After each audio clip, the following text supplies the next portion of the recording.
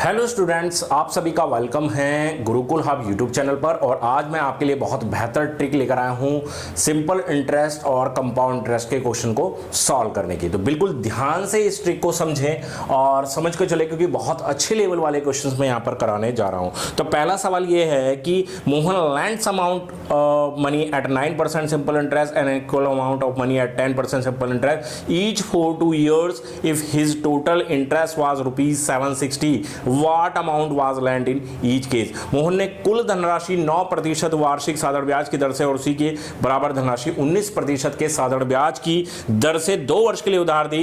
इससे उसे कुल ₹760 ब्याज के रूप में प्राप्त हुए। तो प्रत्येक ऋण के लिए दी गई धनराशि कितनी है? तो यह सवाल आपके एग्जाम में डेफिनेटली पूछा जाता है, इस तरह का सवाल। तो ध्यान देंगे, देखिए एक तो है 9% पर और बच्चों दूसरी है 10% पर। ठीक है, दोनों के लिए समान अमाउंट है, सेम अमाउंट है, इसलिए इनको दोनों को जोड़ लेंगे। कितना हो जाएगा? 19% हो जाएगा। 2 साल के लिए है तो कुल 38% हो जाएगा। कितना हो जाएगा? 38%। ठीक है, इस 38% को बराबर रख दो बच्चों किसके? ₹760 जो ब्याज के हमें मिल रहे हैं। क्या कर लेंगे? इस 38% को हमने 760 के बराबर रख लिया तो 100% किसके बराबर हो जाएगा? 100% किसके बराबर हो जाएगा? 38 का से कैंसिल हो जाएगा, 76, 760 20 बार में, और 20 की और 100 की मल्टीप्लाई कर लेंगे तो कितना आंसर मिल जाएगा हमें? ₹2000 इसका आंसर हमें मिल जाएगा। यानी कि जो प्रत्येक धनराशि है वो कितनी है हमारी? ₹2000। समझ में आ गई ना बात? क्या किया हमने कि 9% पर थी एक धनराशि, सेम धनराशि 10% पर, दोनों को जोड़ दिया।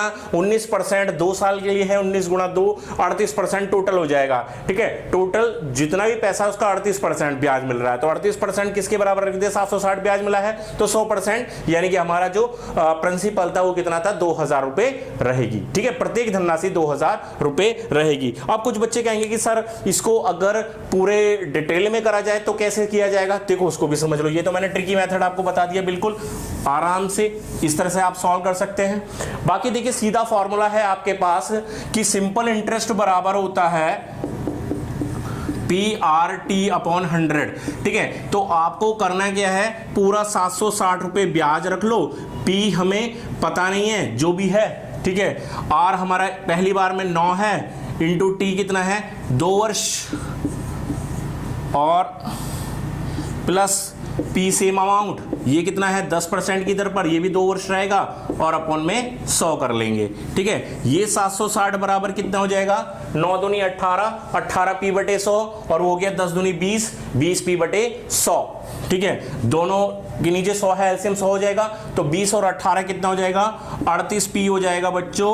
38P/100, 38 से 760 20 बार में कैंसिल हो जाएगा तो कितना आ जाएगा? P बराबर हो गया 20 की 100 की गुणा करके कितना आ जाएगा? ₹2000 आ जाएगा। आंसर कितना आ जाएगा? ₹2000 आ जाएगा। क्वेश्चन आपका ये भी सॉल्व इस तरीके से भी आप कर सकते हैं। तो जो तरीका आपको बेस्ट लगता है वो तरीका आप अपना सकते हैं। मैंने दोनों ही तरीके इस क्वेश्चन को सॉल्व करने के लिए बता दिए हैं। अगले सवाल पर चलते हैं। अगला सवाल भी बहुत प्यारा सवाल है। सवाल ये है बच्चों कि ₹4000 की राशि 2 हिस्सों में कर्ज पर दी गई। ठीक है, एक भाग 8% ब्याज दर पर, दूसरा भाग 10% के ब्याज दर पर साधारण वार्षिक ब्याज पर ₹352 हो जाता है। तो बताइए कि 8% पर कितनी धनराशि कर्ज दी गई। ठीक है, अब इसको करने के लिए क्या कर सकते हैं? एलिगेशन का इस्तेमाल कर सकते हैं। एलिगेशन लगा लो कि एक बार तो है 8%, ठीक है, एक बार है 10%। ठीक है, और कुल साधारण ब्याज है यहाँ पर 352। साधारण ब्याज से यहाँ पर ओवरऑल लगा लो कि ओवरऑल रेट क्या रहेगा। तो साधारण ब्याज 352 हो गया, 4000 यहां पर हमारा मूलधन हो गया। रेट हमें निकालना है, समय कितना दे रखा है यहां पर? समय नहीं दिया तो 1 ही मान लेंगे। ठीक है, अपॉन 100। 100 से ये 100 कैंसिल हो जाएगा। ठीक है, और इसको कैंसिल कर लेंगे आप।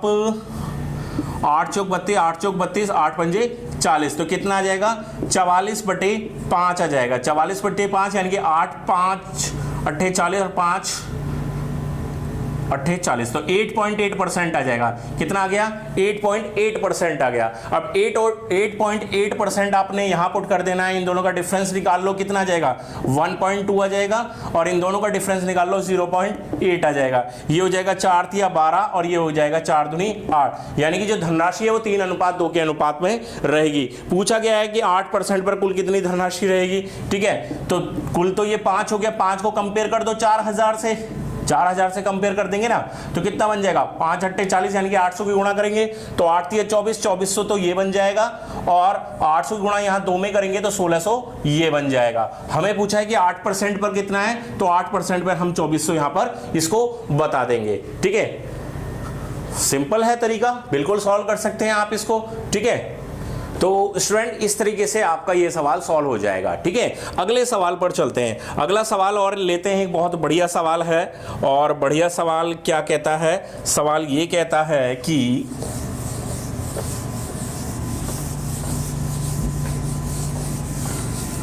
सवाल है कि एक व्यक्ति कुछ पैसे इस शर्त पर उधार लेता है कि प्रथम वर्ष के अंत में 3150 रुपए वापस करेगा और दूसरे वर्ष के अंत में 4410 रुपए, यदि चक्रवृद्धि ब्याज की वार्षिक दर 5%। अभी तक 2 सवाल हमने साधारण ब्याज के किए, ये चक्रवृद्धि ब्याज का सवाल है। तो राशि का मूल्य क्या होगा? देख, यानी कि क्या करना है, 1/20 हो गया, 1/20 हो गया, तो 5% क्या होगा? 1/20 हो जाएगा ना। तो 1/20, एक तो हो गया हमारा इंटरेस्ट, एक तो हमारा इंटरेस्ट हो गया, ठीक है, और 20 यहां पर बच्चों क्या हो गया? वो हमारा प्रिंसिपल हो गया।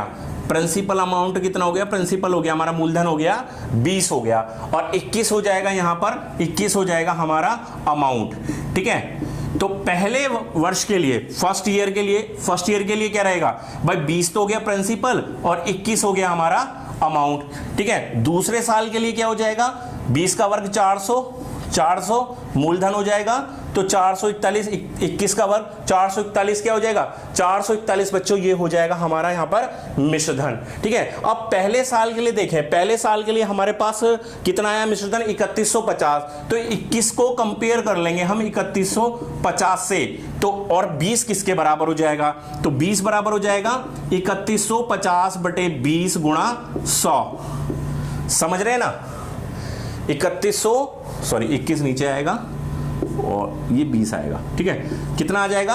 21 बराबर 3150, तो 20 बराबर क्या हो जाएगा? 3150 बटे 21 गुणा 20, तो ये हो जाएगा 21 एकम 21 और 21 पंजे 105 और 0, तो ये 150, 20 की गुणा कर लेंगे तो 3000 रुपए तो मूलधन पहले वाला हो गया, 1 साल वाला, ठीक है। अब दूसरे की कंपेयर कर लेंगे, 441 ये है, ठीक है। तो 441 को जो बराबर रख दो, कितना है हमारा अमाउंट? 4410 है, ठीक है। 4410 है, तो 441 को 10 बार में कैंसिल कर लेंगे, 10 बार में कैंसिल कर लेंगे तो 400 किसके बराबर हो जाएगा? 400 हो जाएगा बच्चों, 400 गुणा 10 बराबर 4000 के। तो पहले वाले साल का कितना हो गया मूलधन? 3000, और दूसरे वाले साल का मूलधन कितना हो गया? 4000। तो कुल मिलाकर इन दोनों का सम कर लेंगे तो कितना हो जाएगा? 7000 रुपए। 7000 रुपए होगा कि नहीं होगा? 7000 रुपए यहां पर हमारा इस क्वेश्चन का आंसर आएगा, यानी कि कुल जो राशि है, कुल राशि का जो मूल्य है वो होगा यहां पर आपका 7000 रुपए, ठीक है। क्लियर हो गया? समझ में आ गया ये सवाल?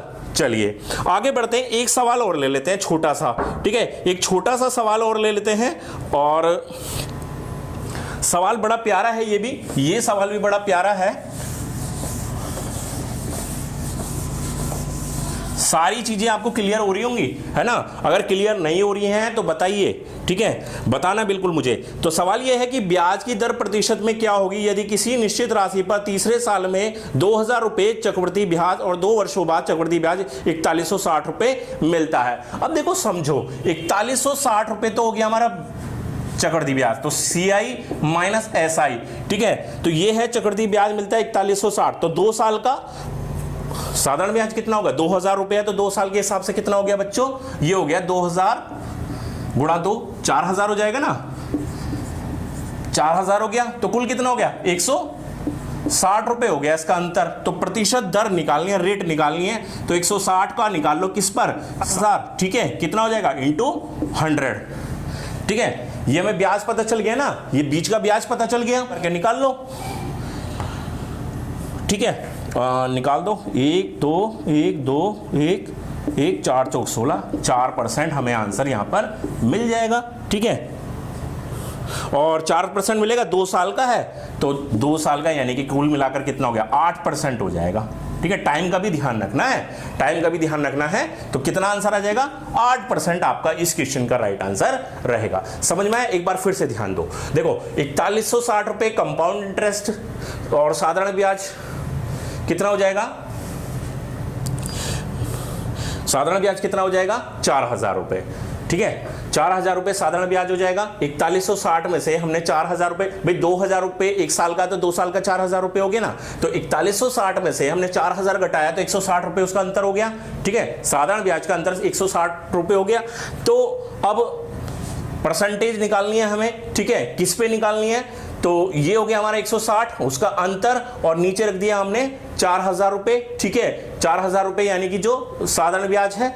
ठीक है, और इनटू करके 100 करके निकाल देंगे, राइट आंसर हमें मिल जाएगा। ठीक है, तो आई होप कि आपको ये पूरी वीडियो समझ में आ गई होगी और इसमें बताए गए क्वेश्चंस भी आपको क्लियरली समझ में आ गए होंगे। और किसी भी तरीके का आपको डाउट है तो बिल्कुल आप मुझसे कमेंट में पूछ सकते हैं। ठीक है, वीडियो पसंद आ गई तो वीडियो को लाइक कर दीजिए, शेयर कर दीजिए, और चैनल को सब्सक्राइब नहीं किया तो चैनल को सब्सक्राइब कर दीजिए। मिलते हैं नेक्स्ट वीडियो के साथ, तब तक गुड बाय, थैंक यू।